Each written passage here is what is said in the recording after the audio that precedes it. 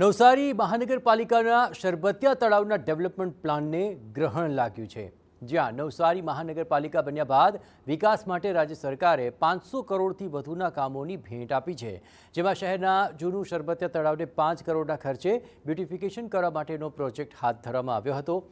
પરંતુ કુદરતી તળાવને સંપૂર્ણ બદલીને કુદરતી ઝરાઓ બંધ થઈ જાય એ રીતે વિકસાવવા માટેનું આયોજન કરવામાં આવ્યું। ત્યારે આ પ્રોજેક્ટ સામે કોર્ટમાં અરજી થતાં કોર્ટે પ્રોજેક્ટને સ્થગિત કરી ફરીથી ડેવલપમેન્ટ પ્લાન તૈયાર કરવા માટે આદેશ કર્યા છે।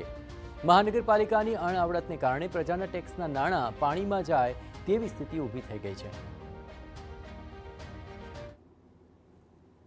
આજુબાજુ બાંધકામ કરીને વ્યવસાય કરીને વેપાર કરવો નહીં, સ્ટ્રિક્ટલી પ્રોહિબિટેડ છે। ગુજરાત સરકાર એ સુપ્રીમ કોર્ટના જજમેન્ટને અનુસરીને નિયમ બનાવે છે અને કહે છે કે તળાવની જે પેરીફરી છે એ પેરીફરીની હદથી 30 મીટર છોડીને બાંધકામ કરવાનું છે।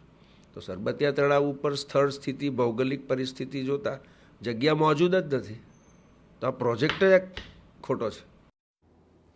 નવસારી શહેરમાં હાથસમણ વિસ્તારમાં આવેલા આ શરબતિયા તળાવને વિકસાવવા માટે આયોજન તો કરી દેવાયું, પરંતુ કુદરતી ઓળખ નાશ પામે તેવું આયોજન થયું અને તેને કારણે કામ સ્થગિત કરાતા કામ હવે અટવાઈ પડ્યું છે। શહેરની સુંદરતામાં વધારો કરવા માટે આયોજન તો કરાય છે, પરંતુ કુદરતી સૌંદર્ય જોખમાય તેવો ડેવલપમેન્ટ પ્લાન અને તેને કારણે કુદરતી પાણીના ઝરા સુકાઈ જાય તેવી ભીતિ છે। ત્યારે મહાનગરપાલિકાના સત્તાધીશોનું કહેવું છે કે મોટા ભાગનું કામ થઈ ચૂક્યું છે, તેથી અરજદારોને અરજી પાછી ખેંચી લેવા સમજાવવા પ્રયત્ન થઈ રહ્યા છે। ચોમાસામાં લોકોને હાલાકીનો સામનો ન કરવો પડે તેવા પ્રયત્ન હાથ ધરાઈ રહ્યા છે।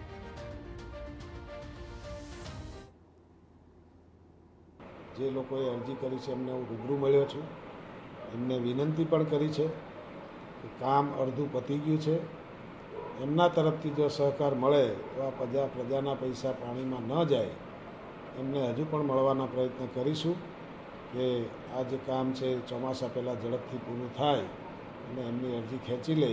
અગર તો નામદાર કોર્ટ જે કંઈ હુકમ પ્રજાના હિતમાં આવશે એ અમે માથા પર ચડાવીશું।